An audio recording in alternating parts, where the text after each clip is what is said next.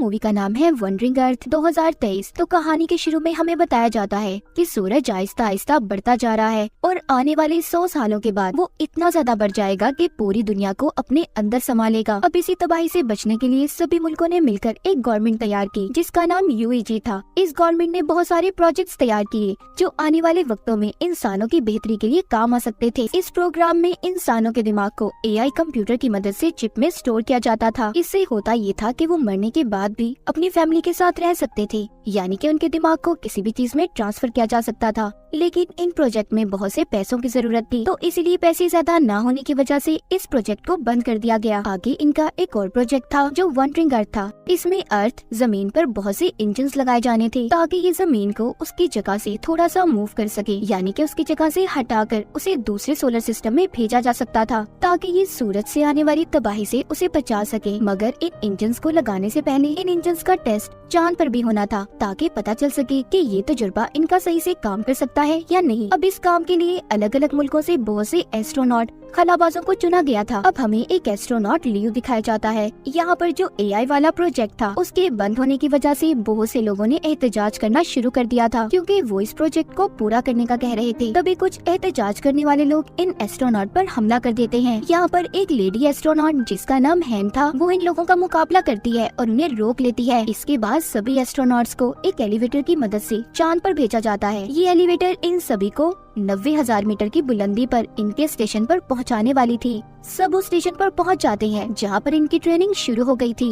वक्त गुजरने के साथ साथ इनकी ट्रेनिंग भी पूरी हो जाती है। लियो और हैन इस ट्रेनिंग के दौरान दोनों एक दूसरे को पसंद करने लगे थे। इन दोनों की ट्रेनिंग अब जब पूरी हो गई थी तो हैन अपने साथियों के साथ चांद पर जाने वाली थी और कुछ दिनों के लिए वो अब लियो से भी नहीं मिल सकती थी। इसीलिए लियो उसके लिए वहाँ पर फूल लेकर आता है। लेकिन इससे पहले लियो फूल देकर एलिवेटर से बाहर निकलता, उसका दरवाजा बंद हो गया था और वो भी इन्हीं के साथ यहीं पर फंस जाता है। वो एलिवेटर अब चांद पर जाने के लिए चलना शुरू हो गई थी। इनके पास कोई और रास्ता नहीं था, इसीलिए हैन जल्दी से लियो को स्पेस सूट पहनने का कहती है ताकि वो इनके साथ जा सके। पर तभी इन्हें पता चलता है कि इनका सारा सिस्टम हैक हो गया है, यानी कि उनके सारे सिस्टम को किसी ने अपने कंट्रोल में कर लिया था और उनकी बेस पर भी ड्रोन से हमले होने लगे थे। साथ ही साथ इनकी एलिवेटर अब दोबारा से जमीन पर जाने वाली थी। तभी इनकी एलिवेटर में एहतजाज करने वाले लोग भी आ गए थे। वो इन पर हमला कर रहे थे। वो सभी की आईडीज यानी कि इनकी शिनाख्त को चुराने लगते हैं ताकि वो इनके सिस्टम को पूरी तरह से अपने कंट्रोल में कर लें। वो इनके स्टेशन को तबाह करके पूरी तरह से उस पर कब्जा चाहते थे। उन्होंने बहुत सी जगहों पर बॉम्ब्स लगा दिए थे। लियो और हैन अपनी एलिवेटर में उनका मुकाबला करते हैं। अब जो उन्होंने बॉम्ब्स लगाए थे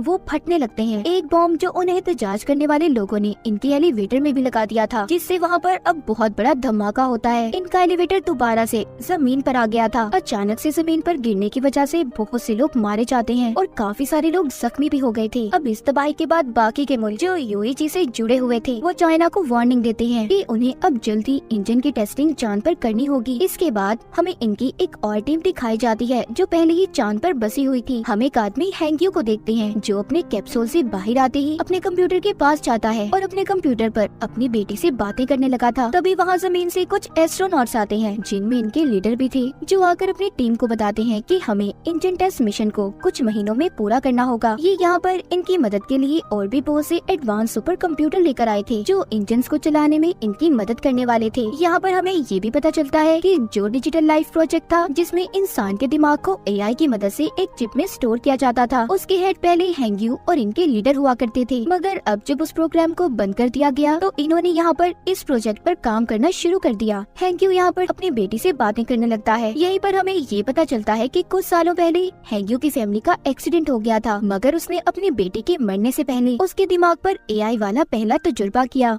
उसके दिमाग को उसने AI की मदद से चिप में स्टोर कर लिया, मगर उसका ये तजुर्बा बस कुछ वक्त के लिए ही था। यहाँ पर जो हैंग्यू के लीडर सुपर कंप्यूटर को लाए थे, हैंग्यू उसकी मदद से अपनी बेटी को दोबारा से AI रोबोट बनाकर जिंदा करना चाहता था, मगर उसके लीडर इस काम के लिए उसे मना कर देते हैं क्योंकि ये काफी खतरनाक था। कुछ दिन गुजरने के बाद चांद पर तूफान आ जाता है, जिस वजह से इनका नया कंप्यूटर बुरी तरह से बर्बाद हो गया था। अब इनके पास इंजन को चलाने का कोई दूसरा रास्ता भी नहीं था, इसीलिए अब ये सब अपने पुराने कंप्यूटर्स को इस्तेमाल करने का सोचते हैं। मगर इनकी सारी डिटेल जानकारी हैंक्यू के पास थी, जो इन्हें देने से मना कर देता है। जब लीडर उससे ये कहता है कि उसे इनकी मदद करनी होगी, हैंक्यू अब उनकी मदद करने के लिए तैयार था। मगर वो लीडर से ये कहता है कि आपको मुझसे ये वादा करना होगा कि जो भी नया सुपर कंप्यूटर बनाया जाएगा उसके बारे में सारी डिटेल्स आपको मुझे भी देनी होगी। वो उसकी मदद से अपनी बेटी को एआई यानी रिपोर्ट फॉर्म में वापस लाकर जिंदा करने वाला था। अब लीडर उसकी बात को मान गया था। हैंक्यू पुराने कंप्यूटर्स को ऑन करता है, जिसकी मदद से इंजन स्टार्ट हो गया था, यानी कि इनका जो टेस्ट था उसमें ये लोग कामयाब हो जाते हैं। अब इसी टेस्ट की वजह से चांद अपनी जगह से हट गया था और साथ ही जो जमीन पर इन्होंने इंजन को लगाए थे वो भी ऑन आ जाते हैं, जिससे जमीन भी अब थोड़ी सी अपनी जगह से हट गई थी। ये लोग आहिस्ता आहिस्ता अपने इस प्रोजेक्ट में कामयाब हो रहे थे। जो सूरज की वजह से तबाही होने वाली थी, इनका वो डर भी अब खत्म हो रहा था। सब कुछ ठीक होने के बाद जैसे जैसे वक्त गुजरता है, यूएजी ने और भी बहुत से प्रोजेक्ट को स्टार्ट किया था, जिसमें इनका एक और प्रोजेक्ट जो अंडर सिटी था, जहाँ पर इन्होंने जमीन के नीचे कुछ शहरों को बनाया था कि अगर जमीन पर कोई तबाही हुई तो बहुत से लोग वहाँ पर जाकर रह सकते हैं। मगर वहाँ का टिकट हर किसी के पास नहीं था। इसके बाद हमें कहानी में हैन और लियो दोबारा दिखाए जाते हैं, जिनकी अब शादी हो गई थी, उनका एक बेटा भी था। पर जब ये लोग मिशन पर गए थे तो उस वजह से हैन को कैंसर हो गया था, इसीलिए उसकी हालत बहुत खराब होती है और वो बहुत जल्दी मरने वाली थी। अब नए सुपर कंप्यूटर्स भी बना दिए गए थे, उनके अंदर बहुत सी एडवांस टेक्नोलॉजी को भी डाला गया था। उन्हीं में से अब एक कंप्यूटर जिसके सामने लियो बैठा था, वो कंप्यूटर उसका इंटरव्यू ले रहा था। यहीं पर हैंक्यू भी उन्हें देख रहा होता है। जब रात होती है तो रात को हैंक्यू अपन कंप्यूटर्स के पास जाता है। जैसा कि हम जानते हैं, वो इन कंप्यूटर की मदद से अपनी बेटी का रोबोट बनाना चाहता था, पर यहाँ तभी इनके हेड आ जाते हैं जो हैंक्यू को ये सब करने से रोक रहे थे। मगर इससे पहले हैंक्यू ने बहुत सारे कंप्यूटर के सिस्टम्स को खराब कर दिया था, जिसका नुकसान चांद पर जो इन्होंने इंजन्स लगाए थे उन्हें होता है। वो अब कंप्यूटर की इस गलत सिस्टम पावर से फट गए थे, जिस वजह से चांद अपनी जगह से हट गया था और 7 दिन के अंदर अंदर वो जमीन से टकराने वाला था। इसीलिए चाइना अपने अंडरग्राउंड शहरों को भी खोल देती है ताकि लोगों की जान बच पाए। उधर है लियो से कहती है कि मैं कुछ दिन में ही मरने वाली हूँ, तो इसीलिए तो मेरा अंडरग्राउंड सिटी कार्ड तुम अपने डैड को दे देना, ताकि अगर तुम स्पेस खला में जाओ तो पीछे तुम्हारी डैड हमारे बेटे के साथ सही सलामत रह सके। कुछ दिन के बाद हैन की भी मौत हो जाती है और लियो के डैड उसके बेटे को लेकर अंडरग्राउंड शहर में चले गए थे। चाइना भी पूरे शहर में ये खबर फैला देता है कि चांद बहुत जल्दी जमीन से टकराने वाला है, मगर साथ ही साथ वो ये भी कहते हैं कि इसका हल भी इन्हीं के पास है। वो स्पेस में जाकर चांद पर बहुत से धमाके करेंगे, जिससे चांद जमीन से थोड़ा दूर हो जाएगा और फिर जमीन पर इंजन्स को लगाकर उसे चांद से दूर ले जाएंगे। और इस काम में इन्हें गवर्नमेंट की भी मंजूरी दे दी गई थी। लियो भी अब इस मिशन में स्पेस पर चला गया था। वो जाकर स्टेशन पर अपने हेड से मिलता है, जो इसे ट्रेनिंग देने वाले थे। जब लियो की ट्रेनिंग पूरी हो जाती है, ये अब अपनी टीम के साथ स्पेसक्राफ्ट में बैठकर चांद की तरफ निकल गया था।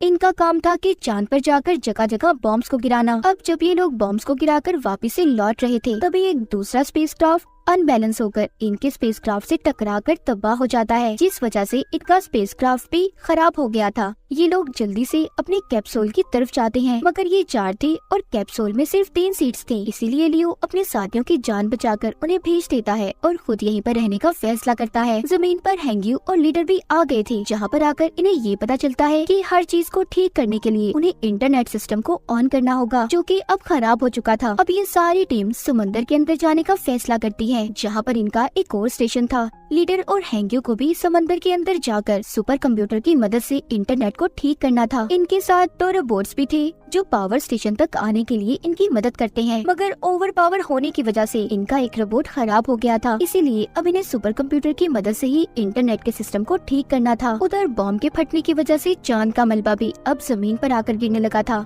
जिसका कुछ हिस्सा समंदर में भी हैंक्यू और लीडर के पास जाकर गिरता है, जिस वजह से अब इनके स्टेशन में भी समंदर का पानी आने लगा था। लीडर पानी में डूबकर मरने वाले थे। हैंक्यू उन्हें बचाने की कोशिश करता है, मगर नहीं बचा पाता। लीडर मरने से पहले हैंग्यू को सुपर कंप्यूटर का खुफिया कोड बता देते हैं, जिससे इंटरनेट को बहाल करके दुनिया को बचाया जा सकता था, जो बताने के बाद लीडर की मौत हो गई थी। उधर दूसरी तरफ गवर्नमेंट भी अपनी कोशिशों में लगी हुई थी। वो इस मुसीबत से बचने के लिए 300 लोगों की टीम स्पेस में भेजने का फैसला करते हैं, जो जाकर चांद पर बॉम्ब गिराने वाले थे। अब ये टीम जाकर स्पेस में लियो से मिलती है, जो अभी भी स्पेस में ही था। ये लोग इसे कैप्सूल में बिठाकर वापस से अर्थ पर भेजना चाहते थे, मगर लियो जाने से इनकार कर देता है। उधर हैंग्यू अभी भी इंटरनेट सिस्टम को ठीक नहीं कर पा रहा था। वो जानता था कि अगर उसने जल्दी इंटरनेट सिस्टम को ठीक न किया तो चांद जमीन से टकरा जाएगा, जिस वजह से ना ही इंजन ऑन होंगी और ना ही जमीन अपनी जगह बदल पाएगी, यानी कि सब कुछ खत्म होने वाला था। इस मिशन के पूरा होने के लिए सब लोग दुआएं मांग रहे थे। अब जो 300 लोगों की टीम चांद पर गई थी, वो वहाँ पर बड़े बड़े बॉम्ब से धमाके करते हैं,